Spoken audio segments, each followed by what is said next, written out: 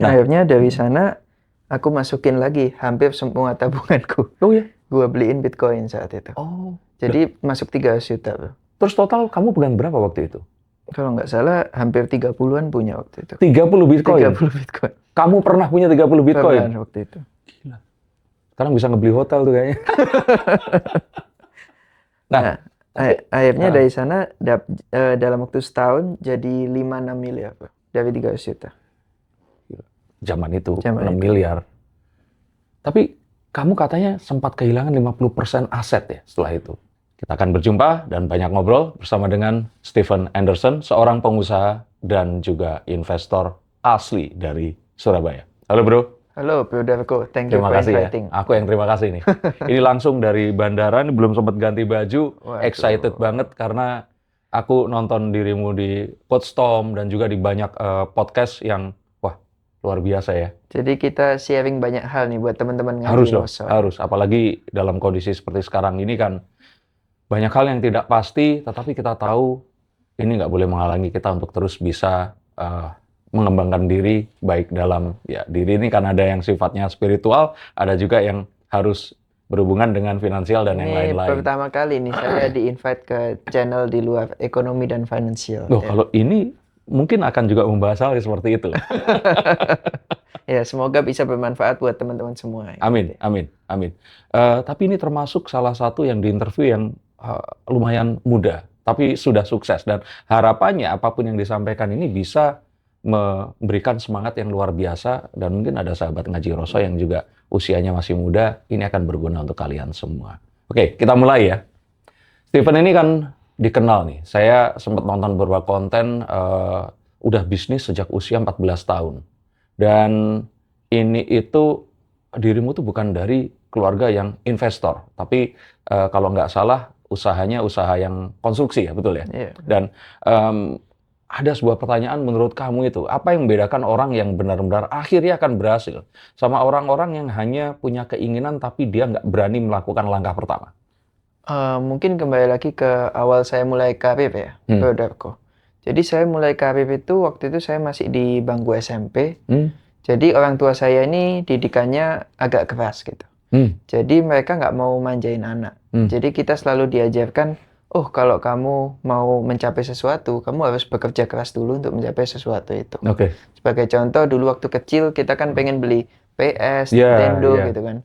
Nah dulu itu kita nggak dibelikan langsung. Jadi misalnya mau beli Nintendo gitu, kita harus menabung dulu. Uang jajan ditabung, dikumpulin gitu. Maaf, padahal kan bukan dari keluarga yang berkekurangan, tinggal beli aja kan? Iya benar, tapi udah diajarkan mindset seperti itu. Oke. Nah jadi dulu kan mau beli PS tuh harganya 4 jutaan kalau nggak salah. Ya, cuman itu Nah ya. sedangkan uang jajan bulanan mungkin cuma 300.000 gitu kan.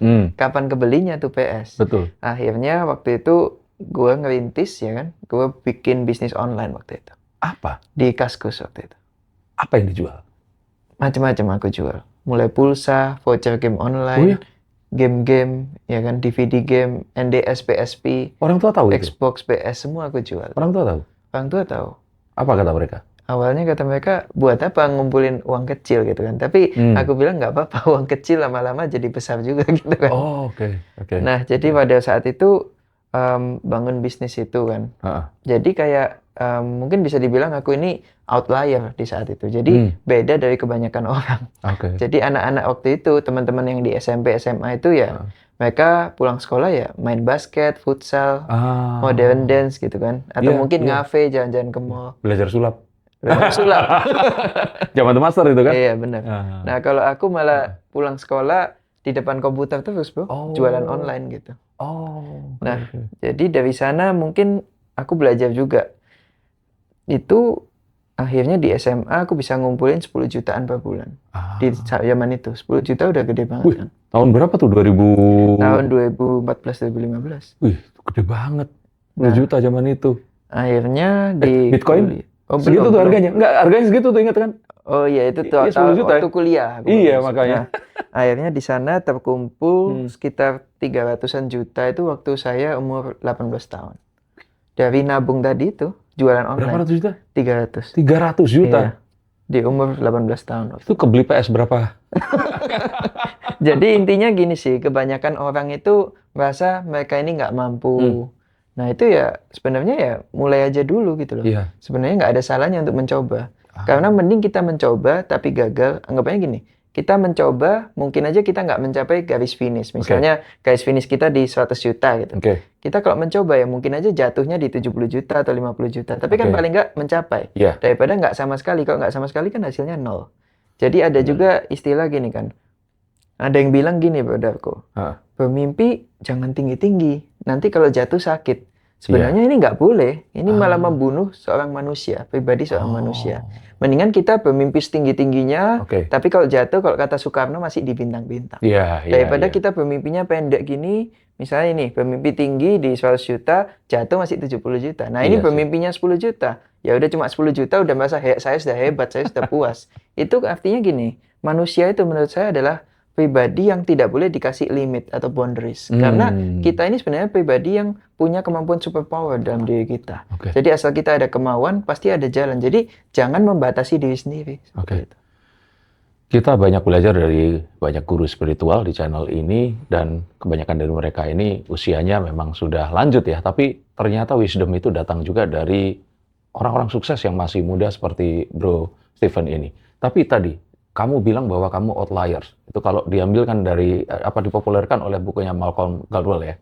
Nah, gimana caranya untuk agar kita itu bisa fokus dan berani berbeda sama orang lain kebanyakan ngafe, kebanyakan ngapain. Nah, apa yang membuat kamu itu berani untuk melakukan sesuatu yang berbeda saat itu? Memang gini sih, Bro ya. Kalau kita jadi outlier atau kita jadi orang yang beda dari kebanyakan orang, itu sudah jadi harga yang harus dibayar memang. Karena ketika kita beda dari yang lain, udah pasti kita akan mengalami banyak tantangan. Entah itu dibully, dikucilkan, dianggap aneh, dan lain sebagainya. Misal kita di sebuah lingkungan nih, Bro, yang semua orang ngerokok gitu. Kita nggak ngerokok sendiri, pasti kita dianggap aneh. Misal di lingkungan juga, ketika semuanya itu suka party, tiap weekend ngajak ke clubbing, dugem, tapi kita diajak, kita nggak mau, kita juga dianggap aneh. Dan itu memang yang saya rasakan gitu di zaman-zaman merintis karir gitu.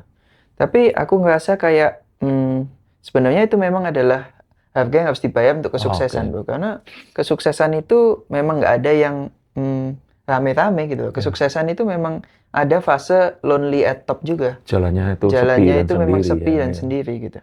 Dan mungkin memang seperti itu adalah jalan yang disiapkan oleh Tuhan atau mungkin semesta untuk kita, untuk berkembang jadi pribadi yang lebih baik.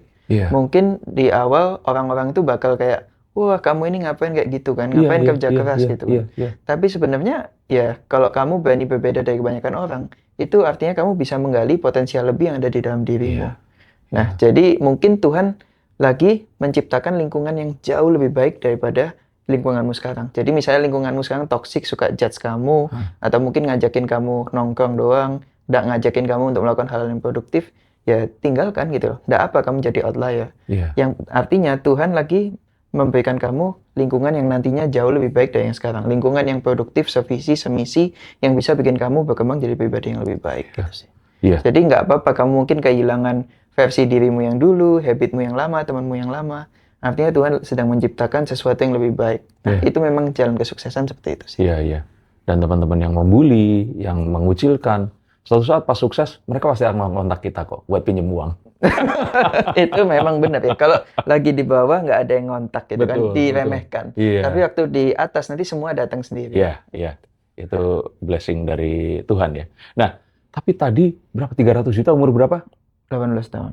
Lah kok bisa 19 tahun ini langsung dapat 5 miliar itu coba? Penjelasannya, kamu ikut Who Wants to be Millionaire, atau kamu dapat lotre, atau orang tua masih ada, kok dibilang dapat warisan juga nggak mungkin. Maksudnya, gimana ceritanya? Boleh ceritain? Gini sih, sebenarnya aku nggak berpikir bakal dapat secepat itu, Bro. Tapi dari dulu aku udah, aku ini harus kerja keras untuk jadi orang kaya. Gitu. Karena aku sering baca buku kayak Warren Buffett, Steve Jobs gitu kan. Mereka kok sukses gitu kan. Terus Mark Zuckerberg bisa sukses di usia muda. Kita juga terinspirasi untuk jadi seperti itu. Nah makanya aku merasa law of attraction itu nyata, Bro. Jadi mungkin sekarang kita merasa, kita ini belum sukses, kita belum punya apa-apa. Nggak apa-apa, Bro. Belajar aja dulu. manifestasikan dulu. Jadi dulu kayak aku sering nih ke showroom mobil gitu kan. Meski nggak ada duit bro, tapi ya paling nggak lihat dulu, pura-pura lihat masuk mobil, oh gini rasanya gitu kan. Nanti suatu hari juga akan kebeli. Tapi itu mungkin kelihatannya aneh bro, kayak maksudnya norak gitu kan. Tapi sebenarnya itu nyata bro. Kayak dengan kita memanifestasikan hal itu, kita merasakan, oh kayak gini vibrasinya jadi orang kaya, kayak gini sih law of attraction-nya. Nah itu nanti lama-kelamaan semesta atau universe juga bakal mengabulkan impian kita gitu loh. Yang penting ada kemauan, pasti ada jalan gitu. Nah dari sana aku maksudnya memang udah memvisikan saya bisa seperti itu, tapi nggak menyangka secepat itu. Jadi di tahun 2017 itu saya mengenal Bitcoin pertama kali bro. Itu saya beli Bitcoin di angka 10 jutaan waktu itu. Saya juga ditawarin, tapi apa yang membuat kamu berpikir bahwa itu bukan scam, itu bukan penipuan, it's not too good to be true gitu? Nah, lucunya bro, ini saya tahu Bitcoin ini dari salah satu dosen saya. Jadi ada kayak pelajaran mata kuliah itu sebenarnya bukan crypto atau blockchain, tapi pelajarannya business English gitu. Namanya speaking gitu. Speaking? Iya, jadi ini gurunya ini kasih kita random topics every week buat kita ngomongin di depan kayak kita presentasi. In English? In English. Oke. Apa hubungannya sama si? Iya, salah satunya itu topiknya Bitcoin dan crypto. Nah, kebetulan kan. Nah, dan di sana ternyata Bitcoin ini pada saat itu dipopulerkan sebagai alat untuk kejahatan, bro. Kayak buat jual beli organ, carding, senjata di dark web pada saat itu. Betul. Nah, pada saat itu mungkin dari sekelas itu yang benar-benar beli Bitcoin cuma saya, bro. Wait, itu si dosennya atau gurunya tuh holder atau bukan? Bukan juga, bro. Gitu kan. Bahkan dosennya pun bukan holder. Nah, dari sana aku ngulik, apa ini Bitcoin? Kok aneh gitu kan. Nah, terus aku pelajari ternyata di baliknya ada blockchain teknologi. Nah, ternyata blockchain teknologi ini adalah pendahulu dari teknologi yang ada di zaman sekarang. Karena pada saat itu aku pelajari kan, loh ini kalau kita mau transfer antar wallet kok udah scan-scanan bro gitu. Padahal tahun 2017 belum ada QRIS kan. Betul. Nah, terus aku lihat, ternyata di China Alipay udah scan-scanan tuh. Nah, terus aku lihat, kayaknya ini blockchain teknologi ini adalah teknologi di masa depan. Bisa dibilang teknologi di TradFi atau banking zaman sekarang, ini bakal meniru teknologi yang ada di blockchain ini. Jadi lagging nih teknologi yang di sini. Dari sana aku lihat peluangnya. Nah, makanya mungkin peluang itu datang ke semua orang, tapi apakah orang itu siap dan mau mengambil peluang itu? Sama kayak teman-teman saya yang satu kelas itu, bahkan dosen saya sekalipun, dia ngajarin tentang Bitcoin, tapi dia nggak beli kan? Nah, jadi peluang itu sebenarnya ada, tapi apakah kita bisa melihat dan apakah kita siap untuk mengambil peluang itu? Jadi intinya kita harus, jadi gini, kayak aku sih, we gotta be ready anytime gitu loh. Jadi kita harus selalu siap untuk mengambil sebuah peluang itu. Kita nggak pernah tahu kapan peluang itu datang. Jadi kalau orang mau jadi orang beruntung ya, kita harus siap dulu dong mengambil peluang. Kalau peluangnya datang, kita bilang, wah kamu beruntung. Iya kita beruntung, soalnya kita siap. Percuma juga kamu bilang kamu beruntung, ada peluang, tapi kamu nggak ambil dan kamu nggak siap.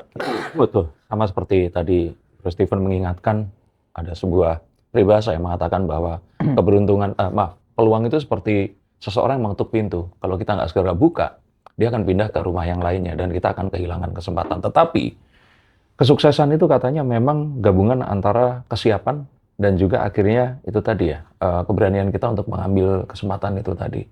Dan saat itu bisa diambil karena sebelumnya udah ada bisnis yang jualan di itu tadi. Karena udah disiapkan bertahun-tahun sebelumnya kan. Kalau dulu habit saya dugem, suka party, uangnya habis ya, nggak juga bisa beli Bitcoin. Nah, akhirnya di saat itu beli Bitcoin kan, kita coba. Nah, dulunya kita kan cari duit kayak buat dapetin 10 juta per bulan itu ngoyo banget, harus kerja keras banget kan. Kan kita juga bisnis konvensional, online itu. Nah, aku masukin tuh waktu itu 50 juta bro, beli 5 Bitcoin. 5 Bitcoin? 5 Bitcoin. Maaf, itu sampai sekarang masih ada? Ya udah kadang jual, ya udah nanti cerita ya, oke. Tapi 5 Bitcoin itu sekarang, kalau sekarang kita punya 5 Bitcoin, 5, ya hampir 10 M ya. Iya. Bisa beli McLaren. Nah, jadi beli 5 Bitcoin kan. Ternyata dalam waktu sebulan bro, 50 jutanya jadi 100 juta. Itu kan kayak kita uang kaget. Ini kok sulapan gitu kan. Bener. Kita dulu cari duit 10 juta per bulan itu kerja. Ini cuma taruh, kok uangnya bisa kerja untuk kita jadi 100 juta gitu kan. Banget. Nah, itu pertama kali aku kenal investasi. Dari sana aku lihat, ini kok kayak sulapan gini. Tadinya mindsetmu pengusaha. Pengusaha. Tapi saat kamu nge-hold si Bitcoin itu, kamu melihat ada sebuah peluang di mana uang yang kita tanamkan, ini nilai asetnya bisa bertumbuh seperti itu ya? Betul. Oke. Nah, akhirnya dari sana, aku masukin lagi hampir semua tabunganku. Oh ya? Gua beliin Bitcoin saat itu. Oh. Jadi masuk 300 juta, bro. Terus total kamu pegang berapa waktu itu? Kalau nggak salah, hampir 30-an punya waktu itu. 30 Bitcoin? 30 Bitcoin. Kamu pernah punya 30 Bitcoin? Pernah waktu itu. Gila. Sekarang bisa ngebeli hotel tuh kayaknya. Nah, akhirnya dari sana dalam waktu setahun jadi 5-6 miliar, bro. Dari 300 juta. Zaman itu 6 miliar. Tapi kamu katanya sempat kehilangan 50% aset ya setelah itu. Itu gimana ceritanya? Bisa dibilang waktu itu kan Bitcoinnya naik dari 10 juta ke 300-an juta. Yes. Tapi setelah itu anjlok ke 50 juta, bro. Itu karena halving atau apa? Ya karena siklusnya. Tapi kita kan nggak ngerti, bro, waktu itu. Oh, zaman itu kan kita iya. nggak ngerti apa siklusnya belum pernah siklusnya. terjadi juga sebelumnya kan? Tapi sebenarnya titik terendah di hidup saya waktu itu terjadi di COVID sih, bro. 2020. Oh iya? Bukan 2018? Bukan, karena itu bisa dibilang kayak cuan kita yang berkurang kan, bro. Iya. Yang awalnya bisa cuan 5-6 miliar jadi sisa cuma 2-3 miliar kayak gitu. Iya. Tapi sebenarnya yang paling berat itu waktu tahun 2020. Sebentar, buat kita naruh ini di dalam timelinemu, kamu kuliah di Singapura itu di NUS itu kapan? Itu 2022, bro. 22. Berarti sebelum itu kamu sempat jatuh? Jatuh. Apa yang Benar-benar terjadi? jatuh. Jadi karena mungkin kita masih seperti anak muda zaman sekarang ya. Masih kebawa mindset pengen cepat kaya, FOMO, ikut-ikutan, bro. Oke. Dan I think I learned it the hard way gitu. Jadi di saat itu aku bisa dibilang FOMO juga. Aku lihat di X gitu kan, ada koin backingannya Rockefeller gitu. Ini bakal naik tinggi banget gitu kan. Aku lihat apa ini kok menarik gitu kan. Aku kena yang namanya pom-pom nih kalau zaman sekarang. Iya, tahu. Aku FOMO. Masuk waktu itu coba 200 juta, bro. Jadi 400, bro. Terus masuk lagi 400, jadi 800, bro. Akhirnya waktu itu masuk 2M, bro. Dalam sekejap hilang, bro, uangnya. Itu inget banget itu. Waktu itu dalam 2-3 menit, 2M-nya tinggal 500.000 rupiah, bro. Boleh ceritain kamu di mana? Lagi di depan laptop, terus pas kamu lihat itu, apa yang terjadi sama dirimu? Itu benar-benar kayak nge-freeze gitu, bro. Udah nggak ngerti. Di rumah atau di mana? Itu lagi di mobil, bro, waktu itu. Di mobil? Iya, mau pulang ke rumah. Kamu lihat di handphone atau lihat di laptop? Lihat di handphone, bro. Handphone terus itu semua? Tiba-tiba benar-benar candle panjang merah ke bawah, set, kayak gitu. Merah garis itu? Gitu. 99% hilang, bro. Dalam sekejap itu. Sebentar, saat itu kamu berpikir bahwa jangan-jangan ini kesalahan sistem atau mungkin error aku apa? juga mikir kayak gitu. Tapi di reverse ini kok ya uangnya memang sisa 500.000. Terus kamu kan pasti punya grup yang lain-lain. Itu ngalamin yang sama? Enggak, aku waktu itu belum jadi influencer. Jadi kamu, maksudnya kamu punya teman-teman yang beli yang aset yang sama itu juga? Iya, sama. Jadi kayak teman-teman itu kan komunitasnya sedunia tuh. Ya semua kayak gitu, kaget. Jadi itu tuh apa, rug pull ya kalau dibilangnya? Rug pull. Terjadinya saat itu? Terjadi saat itu. Benar-benar di mata kepala lihat candle merah jebret kayak gitu. Terus gimana perasaanmu? Itu benar-benar kayak titik itu? terendah di hidup ya. Karena uang liquidnya mungkin cuma sisa 1M aja, bro, waktu itu. Jadi benar-benar kayak kita kerja keras sudah 10 tahun ini hilang dalam sekejap, bro. Ya rasanya kayak wah, gimana ini gitu kan. Mau cerita ke orang tua juga takut ya kan. Nanti dimarahin gitu kan. Akhirnya sempat kayak merenung di kamar, bro, waktu itu. Wih, itu kalau orang lain mungkin sudah mengakhiri hidup atau apapun itu. Gila loh. Berapa? 20M? Enggak, 2M. Oh, 2M. 2M jadi 500.000. 2M? 500.000, 500 juta? 500.000. Nah, akhirnya waktu itu mengurung diri di kamar kan. Kayak sebulanan gitu. Kayak aku belajar, kenapa ya kok aku salah? Apa yang salah gitu kan. What went wrong? Gimana cara nge-fix-nya? Akhirnya aku pelajari lagi, oh ternyata makroekonomi gini. Oh ternyata ada namanya money management. Oh ternyata halving cycle kayak gini. Ternyata Bitcoin itu cara analisa tokenomik fundamental seperti ini. Nah, ini mungkin percaya nggak percaya sih, bro. Jadi kalau manusia itu kalau udah kepepet ya, atau mungkin udah di rock bottom atau di jurang ini paling dalam gitu, di titik terendah di hidupnya, itu kayak super power-nya muncul, bro. Jadi orang ini kalau udah kepepet, the only way is up kan. Kan nggak ada jalan lain kan buat masa mau turun lagi. Ya jalannya cuma naik gitu loh. Jadi di saat itu kayak aku ngerasa, oh ini mungkin jalan dari Tuhan gitu kan. Nah aku analisa, aku nemuin koin kedua, namanya Ethereum setelah Bitcoin. Oh Ethereum, Ya. oke. Jadi aku percaya kan, waktu itu orang tua aku juga bilang, kalau suatu industri itu bisa bikin kamu rugi miliaran atau bikin kamu rungkat, industri itu juga bisa kasih kamu keuntungan yang banyak, keuntungan yang besar. Ibaratnya kalau lu cuma bikin maksudnya bisnis bakso atau gerobak bakso, mungkin lu rugi 5-10 juta, tapi potensi profitmu juga cuma 5-10 juta. Tapi kalau di kripto ini mungkin rugimu miliaran, tapi potensimu buat naik kan limitless. Nah, makanya dari sana kalau dia bisa bikin rugi banyak ya, kalau kata orang tua saya, kalau kamu mau uangmu balik, ya kamu tekuni lagi di sana. Nggak usah malah takut atau coba cari industri lain. Tekuni itu gitu. Dan ternyata perkataan orang tua saya benar. Jadi dari sisa uang 1M yang saya punya, itu saya belikan Ethereum saat itu. Tapi dengan knowledge yang udah berbeda. Jadi udah nggak FOMO lagi tuh. Benar-benar kayak analisa fundamentalnya, punya conviction. Dan ternyata tesis saya benar, bro. Waktu itu 1M-nya jadi 15M dalam setahun. Dalam setahun? Iya, jadi compact, bro. Jadi yang awalnya benar-benar jatuh ke jurang, malah terbang ke langit, bro. Tuh, temunnya udah ini ya, sundul ya. Jadi waktu itu di umur 24 tahun udah punya $1 juta per tahun. Wih, gila. Ini saya nggak kebayang. Karena seperti tadi, Bro Steven ini benar, bahwa kadang kita itu merasa iri. Dengan gajah yang tubuhnya besar, cheetah yang larinya bisa sampai 120 km per jam. Bahkan laba-laba itu bisa mengangkat beban yang hingga 15 kali lebih berat dibandingkan tubuhnya. Lalu manusia ini punya apa? Bunglon aja bisa merubah warna sedemikian banyak. Manusia ternyata memiliki akal pikiran mereka yang kalau kita gunakan dengan baik, akan bisa menghasilkan sesuatu yang luar biasa, melipat gandakan. Walaupun SPP-nya 2 miliar ya, tadi sekolahnya ya. Iya, jadi itu mungkin uang sekolah termahal yang pernah saya lebih mahal daripada di NUS ya. Iya, tapi menurut saya itu sesuatu yang tidak bisa dibeli pakai uang tuh. Itu benar-benar knowledge yang sangat mahal, yang merubah pola pikir saya dan membuat saya sukses sekarang ini. Kalau mungkin dulu aku nggak gagal seperti itu ya, mungkin nggak ada diriku yang sekarang ini. Karena memang nggak akan pernah ada orang ngerasain yang namanya sukses kalau orang itu belum pernah gagal. Betul. Nggak akan ada terang tanpa kegelapan juga. Orang juga nggak bisa tahu rasanya sehat kalau dia nggak pernah sakit kan. Nah makanya kegagalan itu memang perlu. Tapi yang penting kita harus gimana caranya belajar dari kegagalan itu dan jangan ulangi lagi. Oke, 15M dari Ethereum. Oke, dan kalau seandainya ada orang yang bilang begini, dan orang yang dengar ini juga pasti akan berpikir kan. Ada ungkapan orang miskin itu bekerja untuk uang.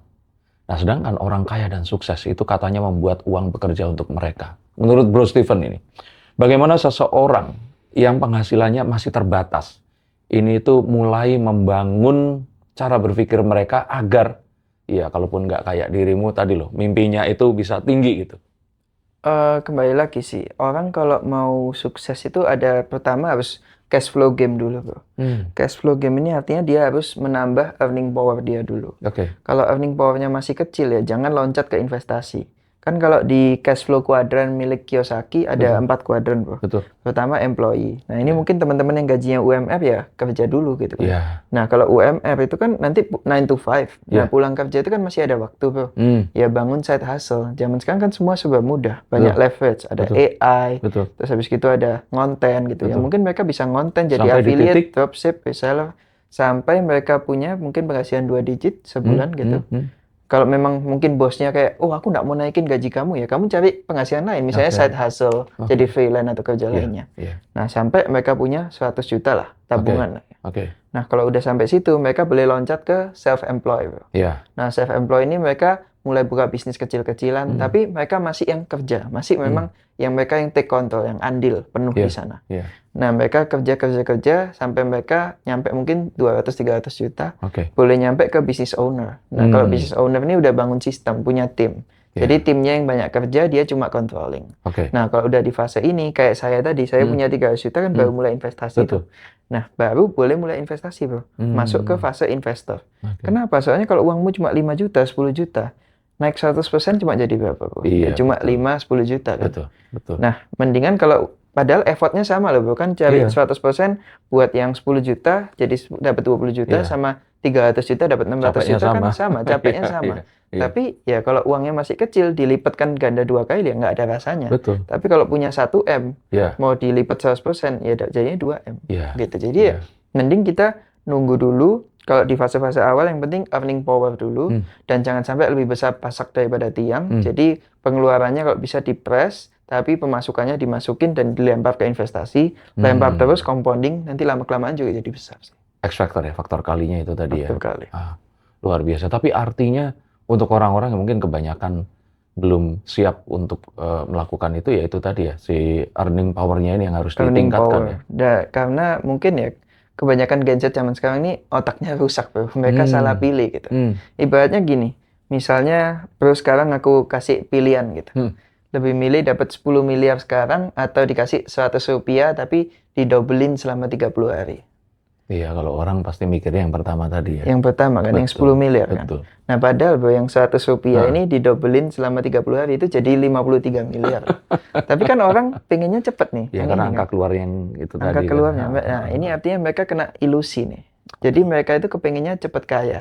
Padahal nggak ada yang namanya cepet kaya. Justru uang yang konsisten yang ditabung, di compounding terus itu ini bakal jadi uang besar loh ke depannya. Bahkan seorang Warren Buffett aja mendapatkan kekayaannya 90% tuh di atas umur 50. Jadi ya teman-teman tuh nggak terlambat, bro. Oke. Bahkan kayak dirimu yang memulai lebih awal ini luar biasa ya, karena seakan-akan itu aku banyak mengalami hal yang kamu ceritakan, tapi umurku kan 49 nih. Cuman dirimu di usia yang 28 ya. Ini sudah mengalami hal yang sangat udah dimampatkan gitu tadi. Nah, tapi gini, yang luar biasa itu kan kamu belajar semua ini itu otodidak dari Google, dari YouTube. Nah, orang kan pasti mikir nih, kalau ilmunya ini tersedia, apalagi gratis untuk semua orang, kenapa kok Stephen, selain alasan outliersnya tadi ya, kok kamu ini bisa berhasil? Juga ada beberapa orang yang selected few ini berhasil. Mungkin gini sih, orang bisa belajar secara otodidak, orang bisa belajar dari aneka resource lah. Zaman sekarang kan banyak banget ya sumbernya ya. Tapi kebanyakan gadget zaman sekarang ini, mereka takut untuk memulai, bro. Mereka selalu bilang, oh saya belum sempurna, saya belum cukup, saya belum pintar untuk memulai. Padahal there is no such thing as perfect gitu loh, bro. Kalau menurut gue ya, mulai aja dulu. Mulailah dulu dari hal kecil. Ya nggak apa-apa, kamu mungkin nggak perfect sekarang. Emangnya ada bisnis yang baru buka langsung tokonya bagus gitu? Nggak ada. Everything start from small gitu. Start small. Dream big, start small gitu. Jadi nggak apa-apa, mulai dulu. Karena memang mana bisa kita sempurna kalau nggak pernah dikoreksi dan menerima input dari orang kan. Betul. Justru mending kita mulai dulu kecil, mulai dari yang jelek, mulai dari yang kecil-kecilan, nanti dikritik orang, oh bro ini kurang ini kurang ini. Nah itu baru kita improve. Nah itu lama-kelamaan baru kita bisa jadi pribadi yang perfect itu tadi. Kalau awal mulai langsung, wah kayaknya saya belum siap deh soalnya ini. Wah kayaknya saya harus nunggu ini nih baru mulai. Akhirnya nggak mulai-mulai bro, dan hasilnya nol. Mendingan mulai dulu dari kecil, ada hasilnya kan. Kalau orang Jakarta bilang tarsok, atau kalau enggak itu kaum menang mending tuh.